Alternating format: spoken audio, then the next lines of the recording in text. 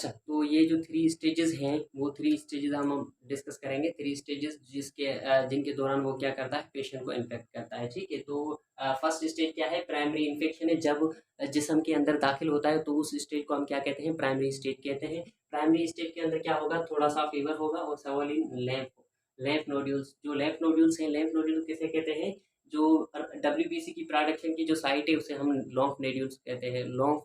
लैम्फ nodes कहते हैं, जहाँ पे डब्ल्यूबीसी के सेल बनते हैं, ठीक है? तो वो क्या हो जाएँगे, स्वोलन हो जाएँगे, उसकी स्वोलिंग हो जाएगी। उसके अलावा नाइट स्वेटिंग होगी, यानी रात के टाइम पे पसीना ज़्यादा आना, तो ये कंडीशन होगी जब वायरस इन्फेक्ट होता है बॉडी के अंदर, ठीक है? उसके दौरान। उसके अलावा सेकंड कंडीशन को हम कहते हैं एड्स रिलेटेड कॉम्प्लेक्स, यानी एआरसी कहते हैं, ठीक है? इसके दौरान भी क्या होगा, अच्छा, फर्स्ट स्टेज के बाद जो वायरस है, ये वाला वायरस कुछ टाइम के लिए साइलेंट भी हो सकता है, साइलेंट हो जाएगा, महीनों के लिए, साल के लिए साइलेंट हो जाएगा। उसके दौरान वो वायरस उस पेशेंट के अंदर प्रेज़ेंट होगा, लेकिन अपीयर नहीं होगा, अपनी सिम्पटम्स नहीं दिखाएगा, तो हमें पता ही नहीं चलेगा कि इस पर्सन के अंदर ये एचआईवी प्रेज़ेंट है या नहीं। तो वो पर्सन एज़ अ कैरियर, तो दूसरे जो पर्सन्स हैं उनके अंदर वो क्या कर रहा होगा, ट्रांसमिट कर रहा होगा उस वायरस को, एचआईवी, ठीक है? क्योंकि पता ही नहीं है कि ये पेशेंट है या नहीं है, इसके अंदर एचआईवी प्रेज़ेंट है या नहीं, ठीक है? अच्छा, सेकंड कंडीशन के दौरान फीवर होगा, swollen lymph नोड्स होंगी, कफ होगी, डायरिया होगा, मेमोरी लॉस होगी, आस्ता-आस्ता चीज़ों को भूलना स्टार्ट कर देगा। उसके अलावा डिप्रेशन के अंदर जाएगा, ठीक है? आस्ता-आस्ता चीज़ों को भूलना स्टार्ट कर देगा। थर्ड जो स्टेज है, बेसिकली उस थर्ड स्टेज को, एचआईवी के इन्फेक्शन को थर्ड स्टेज को ही हम एड्स कहते हैं, जिसके अंदर कंप्लीटली इम्यून सिस्टम तबाह हो चुका होता है। और जब कंप्लीटली इम्यून सिस्टम तबाह हो चुका है, तो बॉडी बहुत ही कमज़ोर बन जाएगी, हर किस्म की बीमारी पैदा हो सकती है। सीवियर पेन होगा, वेट लॉस हो जाएगा, वीकनेस हो जाएगी और अपॉर्चुनिटिक इन्फेक्शन होगा। अपॉर्चुनिटिक इन्फेक्शन हम किसे कहते हैं? यानी हर कोई जो पार्टिकल है, वो क्या होगा, अपने मौके का फ़ायदा उठाएगा। मौका कौन-सा? हमारा इम्यून सिस्टम वीक हो चुका है, तो उस जो वीक पार्टिकल थे, उनको भी मौका मिल गया कि वो हमारी बॉडी में आके नुकसान करें, हमारी बॉडी को डिस्ट्रॉय करें, हमारी बॉडी के अंदर हार्मफुल इफ़ेक्ट पैदा करें, पैथोजेनिक काज़ पैदा करें, ठीक है? तो वो भी क्या करेंगे, उस इम्यून सिस्टम के कमज़ोर होने की अपॉर्च्युनिटी उठाएँगे और इन्फेक्शन काज़ करेंगे, तो इसे हम अपॉर्च्युनिटिक इन्फेक्शन कहते हैं।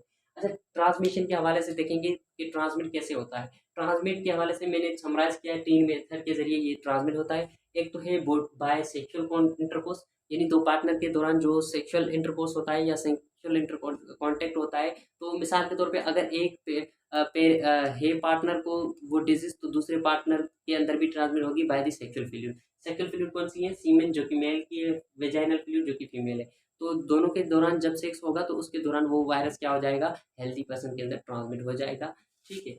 अच्छा, दूसरी है by body fluid. Body fluid एक तो सलेवा हो गई, सलेवा के थ्रू भी हो सकता है, मोस्टली केसेस के अंदर नहीं होता, लेकिन होता है थोड़े बहुत केसेस में।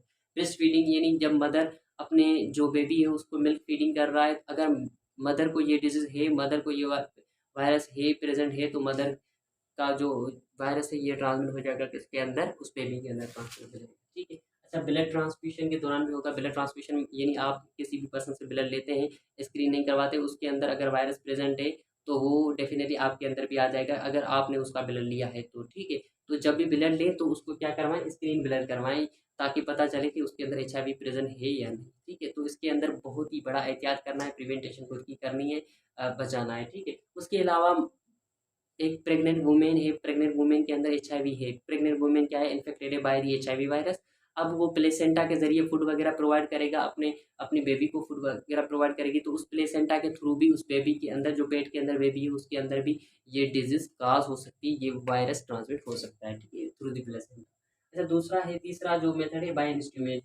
सिरिंज, मिसाल के तौर पे किसी इन्फेक्टेड पर्सन को सिरिंज लगाया डॉक्टर ने, फिर वही सिरिंज दूसरे हेल्दी पर्सन पे यूज़ किया है, फिर तीसरे पेशेंट पे, इस तरीके से वो एक ही सिरिंज बार-बार यूज़ किया गया है। अब जो पहले वाले पेशेंट को लगाया था, फ़र्ज़ करिए उसके अंदर एचआईवी था, अब वो वाला एचआईवी के कुछ जर्म्स उस सिरिंज पे लग गए हैं, अब वो दूसरे पेशेंट के अंदर क्या हो रहे हैं, ट्रांसमिट हो रहे हैं। तो जब भी सिरिंज यूज़ किया जाए, तो एक बार यूज़ किया जाए, उसके बाद उसको फेंक दिया जाए डस्टबिन के अंदर, ठीक है?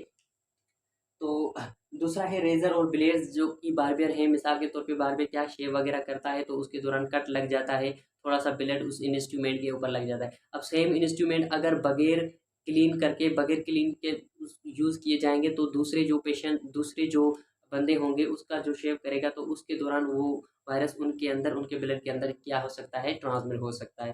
तो जब भी ये इंस्ट्रूमेंट यूज़ किए जाएँ वो क्या किया जाए, अनस्टेलाइज़्ड किए जाएँ, ठीक है? तो बहुत ही खतरनाक डिज़ीज़ है, बहुत ही खतरनाक है, तो इससे एहतियात करना लाज़मी है। अच्छा, इसकी मुकम्मल कोई भी हम क्या कहें जो ट्रीटमेंट नहीं है, लेकिन कुछ ड्रग्स बनाई गई हैं जैसे कि एज़ैटी है, एज़िडोथायमाइडिन, जो कि क्या करती है, न्यूक्लिक एसिड की जो ट्रांसमिशन होती है या न्यूक्लिक एसिड की जो रेप्लिकेशन होती है, उस रेप्लिकेशन को ब्लॉक करती है या रोकती है, इनहिबिट करती है।